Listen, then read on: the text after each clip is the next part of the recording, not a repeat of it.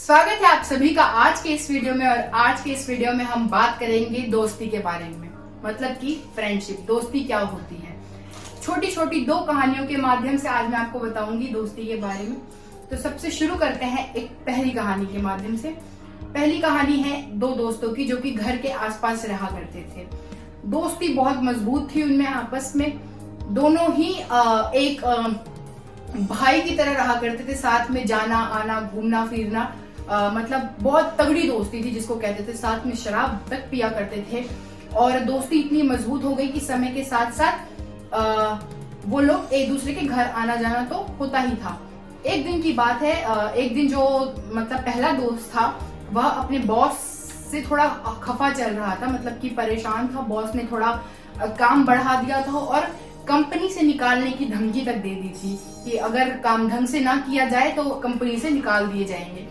और यह बात उसके जो थी जहन में नहीं मतलब बैठ रही थी। उसको बहुत गुस्सा आ रहा था इस बात से, मन में आक्रोश था कि मैं बदला जरूर लूंगा कि मेरे को ऐसे क्यों बोला। सबके सामने बोला था और सबके सामने इस बेइज्जती की जो नजर थी उसकी वो एकदम गिर चुकी थी। वो सोच रहा था कि मैं अपने आप से कैसे नजरें मिलाऊंगा, मैं जो है उस बॉस को नहीं छोड़ूंगा। और करते करते अगले दिन जब वह ऑफिस गया तो ऑफिस जाने के बाद उसकी स्थिति ये हुई कि बॉस ने उसको बोला कि कल से तुम मत आना। इस कारण से उसके मन में इतना गुस्सा आया कि शाम के समय वह अपने बॉस के घर गया और उसके 5 जनों का उसका परिवार था और 5 जनों को उसने मौत के घाट उतार दिया। उसने 5 जनों को मार दिया, मृत्यु दे दी और 5 लोगों को घर में मरा हुआ छोड़कर वो वहां से भाग गया। भागने के बाद उसके घर की सीसीटीवी फुटेज से मतलब रिकॉर्ड की गई। सीसीटीवी फुटेज अगर देखी गई तो उसमें देखकर पता चला कि वह उनका ही कर्मचारी उनको मार के गया है। उस कर्मचारी को गिरफ्तार कर लिया गया। कुछ दिन बाद उसका जो दूसरा दोस्त था उसके घर में कुछ ऐसी समस्या आन पड़ी कि घर के सदस्य बीमार पड़ गए, उसकी नौकरी छूट गई। उसके पास इतने पैसे नहीं थे कि वो परिवार का गुजर बसर कर पाए, परिवार को 2 वक्त का खाना खिला पाए। इस चक्कर में उसको पैसों की इतनी जरूरत थी, इतनी लालसा थी और वह एक दुकान वाले के पास गया। उसने उस दुकान वाले से कुछ पैसे उधार मांगे, कहा सर मुझे राशन दे दीजिए और पैसे आने पर मैं इन्हें लौटा दूंगा। दुकानदार ने मना करते हुए उसको दुकान से भगा दिया। उस स्थिति में होकर उसके बच्चे इतने बीमार थे कि उसके बच्चे मतलब मरने की स्थिति में हो रहे थे। उसे लगा कि अगर वो खाना नहीं लेके गया तो उसके बच्चे नहीं बचेंगे। उसने दूसरी दुकान पर जाके बोला, दूसरे दुकानदार ने भी यही कहा कि मैं तुझे नहीं दूंगा उधार। और इस चक्कर में उसने उस दुकानदार को उसकी दुकान में घुसकर दिन दहाड़े उसकी भी हत्या कर दी दूसरे दोस्त ने। और वहां से राशन लेकर आया और अपने बच्चों को खिलाकर, अपने परिवार को खिलाकर उनकी जान बचाई। यह कहानी आगे बढ़ी। आगे में दोनों दोस्त को पुलिस ने गिरफ्तार कर लिया। दोनों जेल के एक बेड़े में थे, दोनों के हाथों में हथकड़ियां लगी हुई थी और दोनों एक दूसरे का मुंह निहार रहे थे। पहले ने दूसरे से पूछा कि तू क्यों बंद हुआ और दूसरे ने पहले से पूछा तू क्यों बंद हुआ। पहले वाले ने दूसरे वाले को बताया कि मेरे बॉस ने मुझे नौकरी से निकाल दिया था और इस गुस्से में आके मैंने उसके पूरे परिवार को उड़ा डाला। दूसरे वाले ने कहा तो यार बॉस ने तेरे को काम से निकाला था तो उसमें उसके परिवार की क्या गलती थी, परिवार को मौत के घाट तूने क्यों उतारा। उसने कहा कि गुस्सा तो मुझे उसके पूरे परिवार पर ही था और मैंने उसको मार डाला। गुस्से में मैंने नहीं देखा कि उसका परिवार है क्या है। पहले वाले ने दूसरे वाले से पूछा कि तू कैसे जेल आया, तूने क्या किया। तो उसने बताया कि मेरे परिवार की समस्याएं बढ़ती जा रही थी और गरीबी भुखमरी का इतना बुरा हाल था कि दुकानदार ने उधार देने तक से मना कर दिया। और इस उधार ना मिलने के कारण मैंने अपने बच्चों की जान बचाने के कारण उस दुकानदार को मारा और मैं मारना नहीं चाहता था, लेकिन वह उधार देने के लिए तैयार नहीं था, इसलिए मैंने जबरदस्ती में उसको मारकर वह राशन लेकर अपने बच्चे को खिलाया। दोनों दोस्तों ने एक दूसरे की समस्याएं सुनी। उसके बाद वह कोर्ट गए। कोर्ट में जाने के बाद जज साहब का ऑर्डर आया। जज साहब ने दोनों को मौत की सजा यानी कि फांसी की सजा सुनाई। फांसी की सजा सुनाते समय 4 बजे का समय रखा गया दोनों को फांसी देने के लिए। फांसी दी गई। फांसी देने के बाद दोनों की मृत्यु हुई। आत्मा दोनों की एक साथ यमलोक पहुंची। यमलोक पहुंचने के बाद वहां पर यम के जो दूत थे उन्होंने पूछा यमराज से कि साहब इनका क्या करना है बताइए।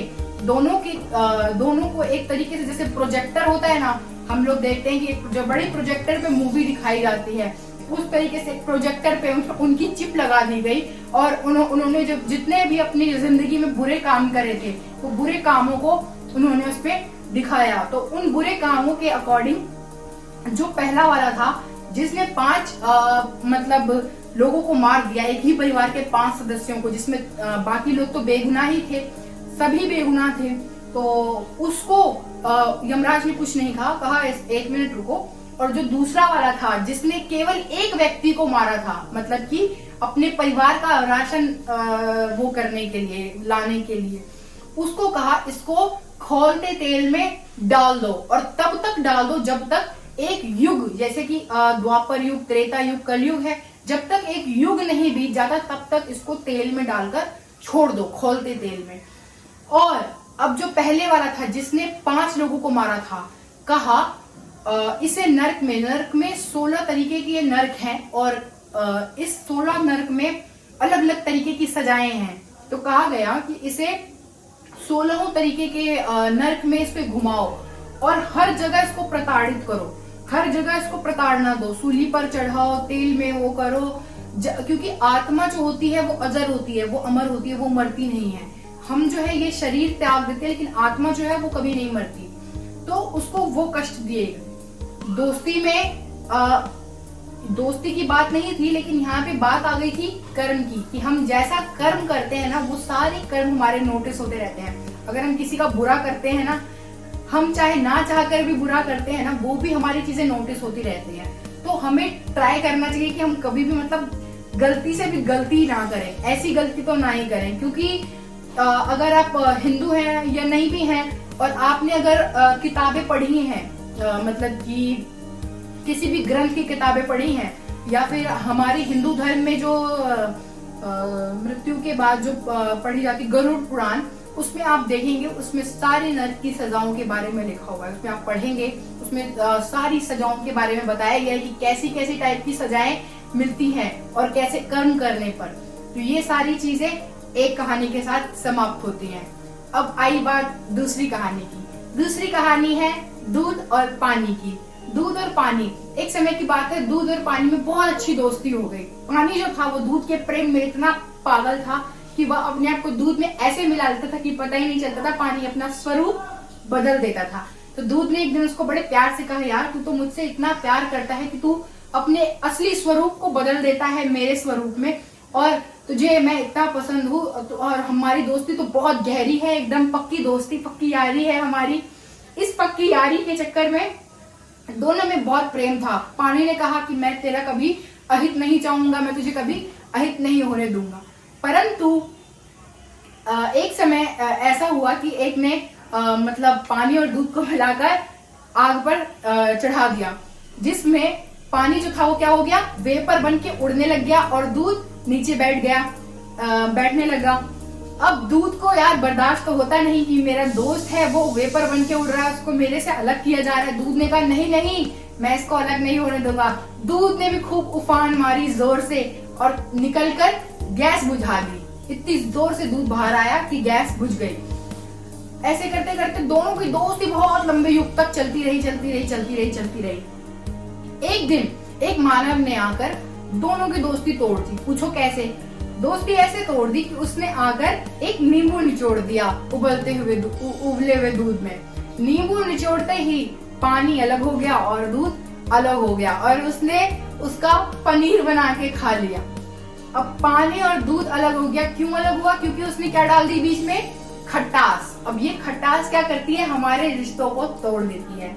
ऐसा ही हमें देखने के लिए मिलता है कि हमारे आपस में, हमारे पारिवारिक रिश्तों में भी कई बार खटास आ जाती है, और वो खटास क्या करती है? हमारी गहरी से गहरी रिश्ते को, गहरे से गहरे दोस्ती को क्या करती है? तोड़ देती है। तो अपने जीवन में इस खटास को ना आने दें, सबसे मिलकर रहें, प्रेम से रहें, भाव से रहें और जीते रहें, तंदुरुस्त रहें, बढ़िया रहें। आज के लिए इतना ही, और चैनल में बने रहें, लाइक शेयर और सब्सक्राइब जरूर करें। धन्यवाद।